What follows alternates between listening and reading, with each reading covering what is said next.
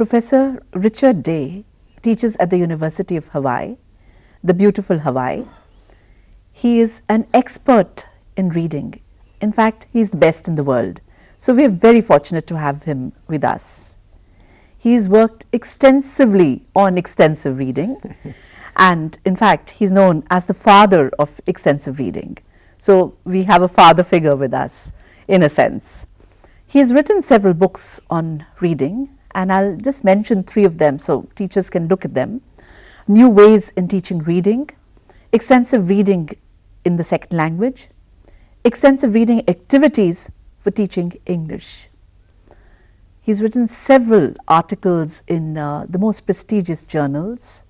He travels all over the world and in fact the National Teachers Organization of Malaysia gave him an award as well. So we're extremely happy to have Professor Day with us. So a very warm welcome to you, Professor Day. We're Thank you. Delighted to have you here. Thank you for the nice introduction, if not exaggerated, I think. No, it's not exaggerated at all because I attended your workshop. Yeah. It was an amazing experience for me. So now let's sort of help our teachers. Okay. So let's begin at the beginning. What is reading, Dr. Day? That's a good question. Reading is very easy to define, but some people find it difficult to understand. Yes. On one level, I like to think of reading as an interactive process. An interactive process, not passive where the information is in the text and it comes into the reader's mind. That's sort of an old-fashioned view of reading. Yes. What we believe now is that there is this interaction between the text and the reader. The reader uses his or her knowledge, knowledge of the language, knowledge of the information in the text, knowledge of the world, to build, to create meaning. So is that something in terms of the schema theory? Is that schema theory actually is a psychological construct that tells us how we organize information in our mind. So it really, now we realize it doesn't have that much to do with reading, but it helps explain how we organize or categorize information in our mind. You talked about 4 approaches to teaching of reading. What are these approaches? Okay, that's a good question. Before I tell you about the 4 approaches, I would like to, it's important to know how we learn to read. I think that's really critical. Absolutely, that should have come before. Because that sort of precedes this, how do we teach reading? And it's how we learn to read is very simple, by reading. Oh. That's all. We learn to read by reading. There's no other way. And we know also from research that the more a student reads, the better reader the student becomes. It's very simple. I like to tell teachers that I will ask them something like, how do we learn to drive a car? Yes. Or how do we learn to swim? We actually have to do those things. We could see a video, go to a lecture about how to drive a car, read the rules of the road, the safety rules, but until we get behind the wheel and spend hours driving under the careful guidance of a teacher, we can't drive. Yes. We've got to do it. It's just like reading. Unless we actually give our students opportunities to engage in the act of reading, they will never become readers. So what we should tell our teachers is that give as much material as you can so that the children read. Children can read. Yeah. Okay. Yeah. I won't get into the debate of the materials not yet. But I would like to then ask you now, the next question which I should have asked before is, what are the approaches to teaching reading? Yeah. Around the world, and India is included in this, generally there are 4 major ways that we teach reading, both in a first language and in a foreign or second language. Okay. The first one's very common to India, and this is common all over the world, and that's called grammar translation. Yes. I'm sure everyone is Absolutely. familiar with grammar translation, where there's a very short passage, short reading passage, very difficult most likely. Students will spend a lot of time looking up the words in their dictionaries and writing the translations above it. Yes. And then they come to class and they've got to stand up or give the translation in their first language. And then they look at the text as something that doesn't achieve meaning until it's in the first language. Yes. So yes. that's called grammar translation. Very, very, very common. Another way. But would you advocate such a way? I think grammar translation is great if students are going to spend their time translating. Okay. But it's not reading. That's not the reading. difficult. Yeah. Translating is translating is translating. It's Yes. very different from reading. So in a sense, we tell our teachers that's a no-no. If they're teaching reading, but if they're teaching translation, translation is a skill like reading. If the Yes. students have to translate in order to pass an examination, then they should receive the instruction in how to be a good translator. Later. But the problem is if we pretend it's reading, it sort of confuses the two because students think then that reading equals translation. Which it doesn't. Which it doesn't, yeah. And so they Okay. will go home and, of course, they're not going to sit down and read or translate because it's hard. It's hard. Very Who hard. wants to sit and Who wants to translate? sit and translate a Yes. book? Yeah. Absolutely, yeah. So I'm not against grammar translation at all, but But for different things. for different things. Yeah. Yeah. Okay. Yeah. So, that's the first. That's the first one. Yeah. The second one is called comprehension questions and language work. We do that all the time. Yes, in it's India. very similar. Yes, Yes. it's very similar to grammar translation, except that maybe they will take that same passage that they have spent the time translating, Yeah. and then they will answer many, many detailed comprehension questions about this text. And then after they've answered all these comprehension questions, then they will look at the text, the reading passage, for some particular grammatical structure. Yes. Passive voice, question formation, whatever the Yes. text is supposed to illustrate, whatever the reading passage has in it that's grammatically the focus of the lesson. And that's what happens all the time in India. All the time. And grammar translation and comprehension questions are often combined. You know, it's not a question of one or the other, but they're often in the same lesson. Again, there's a real problem there. In fact, you did say it's the death of reading. Yes, yeah. I think that when students spend a lot of time answering comprehension questions, I call that death by comprehension questions. Or death by Death by comprehension. It comprehension. kills any interest or any excitement that students have to have. On your own, just think if you were to read a book Yeah. at home and then you were faced with 100 comprehension No, questions. I wouldn't like it No, at you wouldn't all. like it at all. Yeah, I wouldn't read. Yeah, yeah. So Yes. that's one of the problems with the comprehension question language work is that students don't read enough. We learn to read by reading. And if they read these very short, difficult passages and then spend their time looking at language, looking for answers in the text, trying to understand it at a very, very deep level, they're never going to do that outside of the language classroom. They'll never No, do it. no. So they will never become readers. Yes. That's a difficulty. But if students have to pass an exam, which involves answering comprehension questions, Which they have to. to, then this is okay. So this kind of training should be given. If they have to answer if they have to take exams that are like that. Yeah. But teachers should not expect their students will enjoy reading, will love reading, will read outside of the classroom. They won't. So they should do something beyond They this. should do something beyond that. Beyond We'll this. get to that Yeah. in a second. Yeah. So what is the third? The third one is called skills and strategies. This is a very simple approach. It involves teaching learners the different skills and strategies that effective readers have. So is it like, yes? So we've done research on, if you're a very good reader and you're reading an academic textbook, what do you do as a reader to help you understand the text? Yes. You have certain things that you do. For example, a very common strategy that readers do is when they come across a difficult word, Yes. they skip it. They skip it, Yeah. yes. Yeah, Or they okay. ask the teacher. Yeah. Or that's another Or the strategy. dictionary. Or they go to the dictionary. You've got a number of strategies. You can Yeah. skip it. You can guess.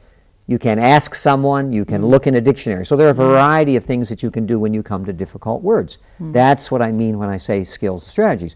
So what we do when we teach skills and strategies is teach our students these different types of strategies to make them more effective readers when reading academic texts. Okay.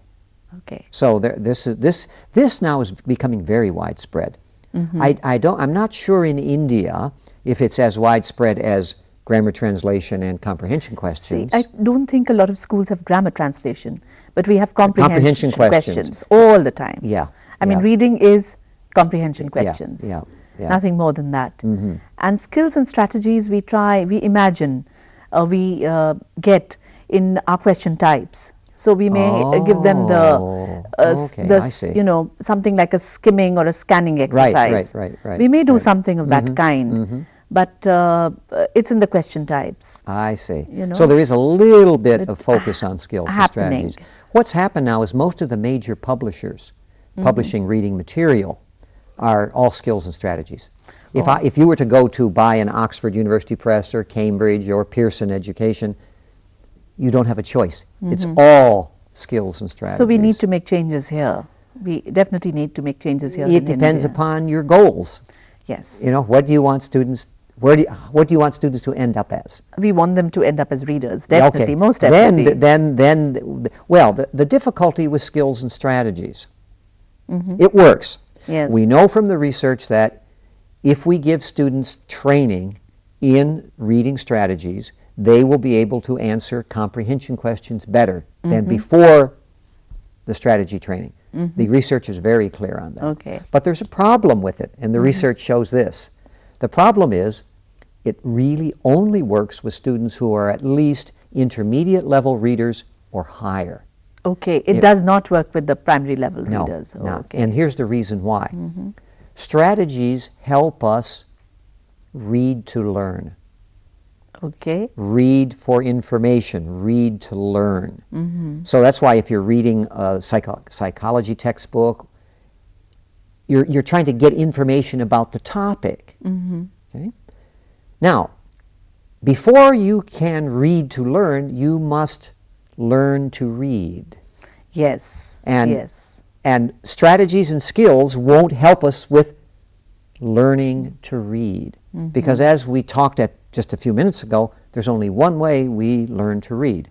And that is by reading. That's by reading. Yeah. So if we, as teachers, take time and are teaching these things, that's taking time away from learning to read, which is Yes. reading. Yeah. So the more teachers talk and teach, the less students are reading. Okay. So teachers should be more quiet and give their students more opportunities for engaging in the act of reading. So skills and strategies are great.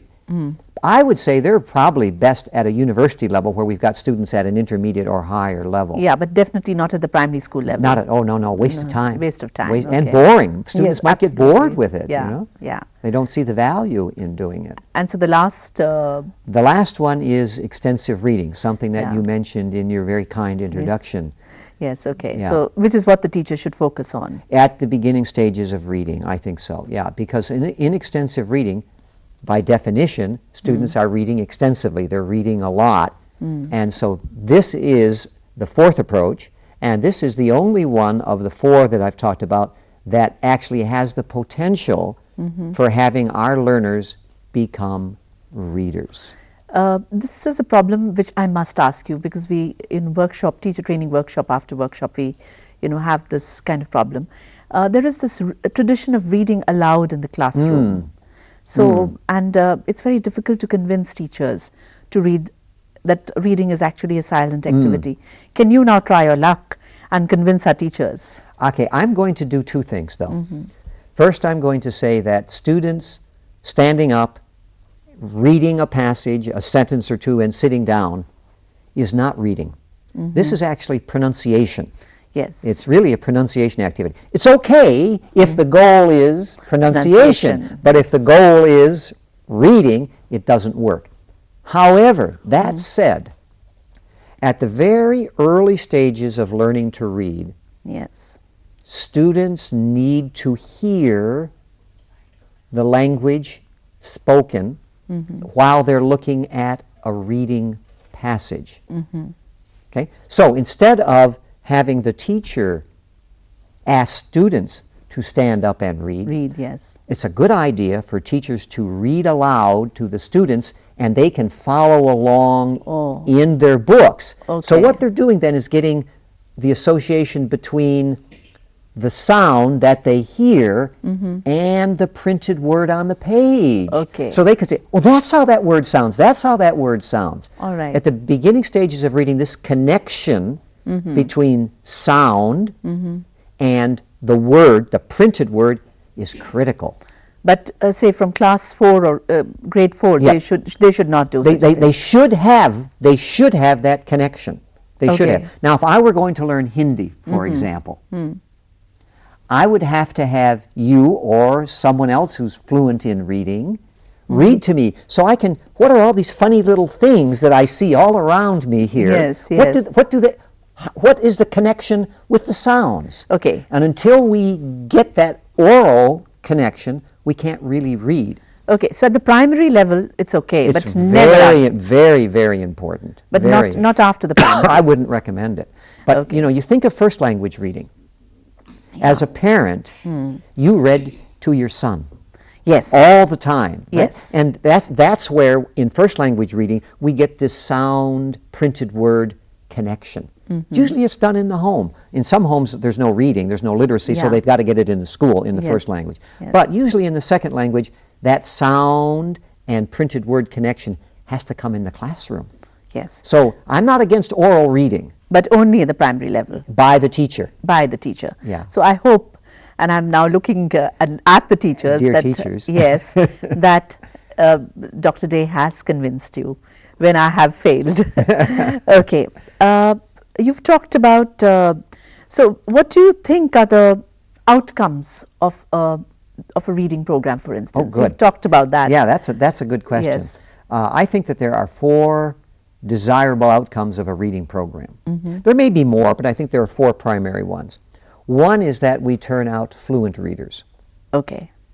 By fluent reading, I mean a reader can read effortlessly, without hesitating, with confidence, at the right rate or the right speed, not too fast, not too slow, Yes. comfortably, seldom, if ever, stopping to look up words in a dictionary. All right. Fluent reading is very, very, very important. And if they don't know the meaning of a word, they try and guess it. Yeah, I would say, or skip it. Or skip it. We don't need to know. When you read in your first language, we often skip words. Yes, we Yeah, do. When but- we read the newspaper, Sure, we skip words. but if we discover we need it, we might go back, make a Yeah. guess, and go on. Yes. Yeah. Yeah. Yeah. So fluent reading is very, very important. Fluent reading is not slow reading, or it's not fast reading. Yeah. It's reading comfortably, without stopping, without looking up words in a dictionary. Yeah.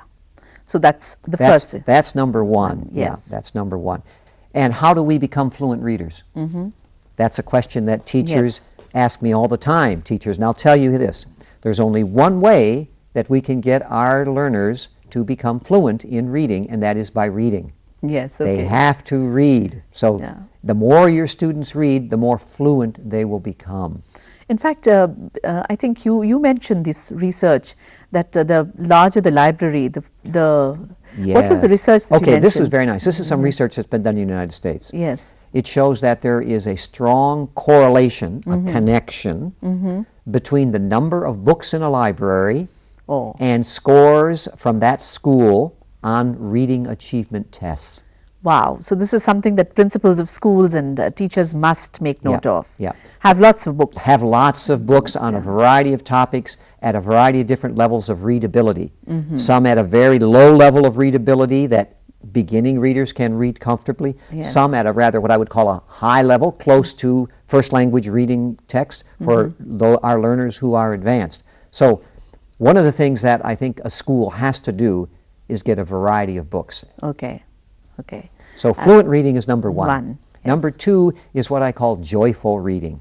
Okay. Joyful yes. reading. Yeah. This is not a term that we often associate with No, learning and with no, schools, no. joy and happiness and Yes, pleasure. yes. But I believe that an outcome of a reading program should be making our students love to read. Okay. We want to get them so they will look at a book not as a grammar translation exercise, but as a source of pleasure, a source Okay. of joy. And again, that is if you provide them with lots of books. Yes, Interesting books. Yes, and there's I want to talk about the third one, then I'll talk about the second and third together.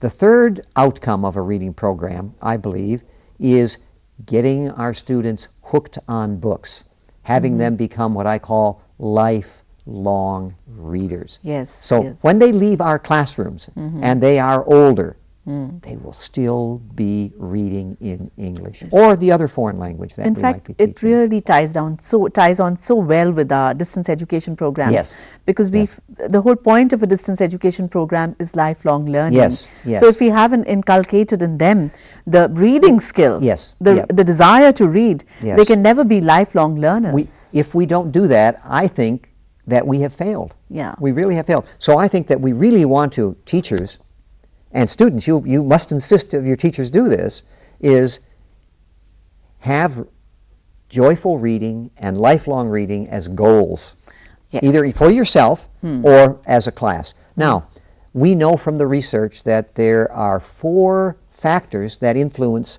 joyful reading and lifelong reading. And the first one is the teacher. Maybe, well, not the primary one, because these 4 are all important, but if the teacher loves reading, Yes. is passionate about reading, and shares that joy, that love, that passion, maybe the students will catch it. Yes. And I like to ask teachers when I do workshops, is reading caught or taught? Caught. Caught or Taught. taught? What is it? Well, do students catch it? Yeah. Is it an infectious disease somehow that yes, they it's catch? an infectious disease. Yeah, I think, or is it actually taught to them? And that's kind of a trick question because I think it's a combination. Okay. But certainly it's caught. It's caught if the teacher is passionate and is a model of a reader and shares her or his love of reading. And if the teacher doesn't do that, Yeah. both of these outcomes, joyful reading and lifelong reading, they're not going Did to not happen, No. okay. And the second one, I said there were 4 factors Yes. influencing joyful and lifelong reading. The second one is the materials themselves. Yeah. It's the library. It's what's available. Not only should we have a lot of books in the library, but we've got to have books that are of interest to our students. Yes. And they've got to be on a variety of topics and a variety of levels, as I mentioned before. Very, very easy books all the way up to more first language reading material. And if we have this variety of topics and materials that are on different topics, biography, science fiction, sports, romance, whatever, comics, magazines, newspapers. In India, we just have this tradition of having a lot of classics. Ah, mistake. It's a mistake, isn't it? Big mistake, Yeah. yes. Because if you have the classics, that is the goal. That is the goal of our reading program. Yeah, We don't start with the that, end. yes. We start at the beginning where our Yes. students are. Yes. So if we have these classics, which are great, but that is a goal that we want to work to, Yeah. we have to start with easy and interesting materials. Yeah, because you go to an Indian library and you'll get all the classics, Mm-hmm. even at the university level. I mean, where you Yeah. can have them, Yeah. but even in a primary level, Yeah. you'll have these made easy classics, Yeah. which isn't so very interesting. Yeah. And is there a 4th point? Yeah. The 4th point, actually that was the second point, materials. Okay. The 3rd point we know is the instructional approach. If it's a grammar translation approach or comprehension or skills and strategies, those will not result in joyful lifelong reading. Research shows that very, very clearly. Students don't get bored with it. Yes. They don't like it. Yes. So the approach is very Very important. important. And the 4th one is the experience that the students have while they're learning to read in English.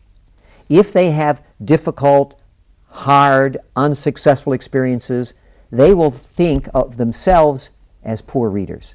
And they will think, Yes. I can't read, it's too difficult. And they might think something is wrong with them. I'm not smart, I just can't learn. So what do? Give them easy books? Yes. Okay. So if they get easy books and all of a sudden they can read a book, oh, I can do this. Yes. They become confident and their whole attitude changes. I will never forget the first time that I was teaching at a private girls' school in Japan, maybe 20 years ago it was. And I gave them easy, interesting books, all 25 girls on Friday afternoon. I sent them home for the weekend. Yeah. And I said, please, try to read this book over the weekend. Now, these girls had never read a book in English in their lives. They had the textbooks, but Yeah, not these never books. Yes. So Monday morning came, and I'm in the classroom worried, what's going to happen? Yeah. I have this image in my mind of this young girl coming in, waving a book, saying, "Sensei, sensei," the teacher. Yeah, the teacher, yes. "Sensei, sensei, I read a book in English." Oh, Big wow. smile on her face. Yeah. I'll never forget that moment. I realized something's important's going on here. Yeah. Yeah. And you did, was that, did the dream come true? Yes, yes, Oh, and that was wow. my beginning Yeah. of working with extensive reading. Okay. Let's go on to the classroom, the Okay. Indian classroom. Okay. We do talk about pre-reading skills, the while reading activities, the post-reading. I mean, in our material that we send to our teachers, the teacher training material that we send, we have these 2 courses on teacher training. We do talk about this. So can you just elaborate a little bit on the pre-reading, the while reading, and the post-reading? Sure. These 3 phases, pre, while, post, are associated with skills and strategy reading. Okay. Yeah, they're not, generally, we don't associate them with extensive reading. Now, the idea of the pre-reading is to do 2 things. And this is where your schema theory question came in a little while ago. Yeah. The idea is that we have knowledge in our mind, and it's organized in various schemata, the plural of schema is schemata.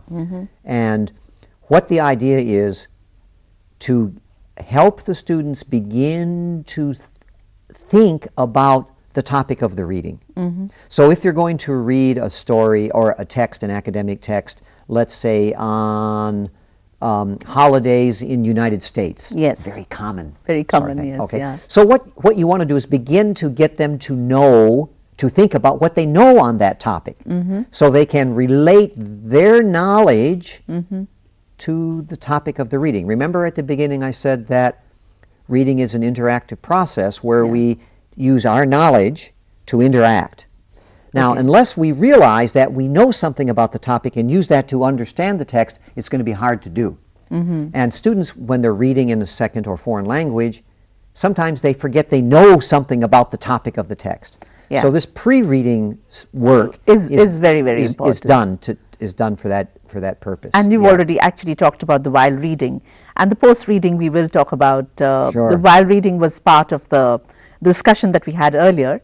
And the post-reading is the extensive reading that we're going to talk about in the next. Well, post-reading in this skills and strategy sense is actually practicing the strategies or answering comprehension questions, looking at spelling, those sorts of things. Okay. Yeah. So thank you very much, Dr. Day.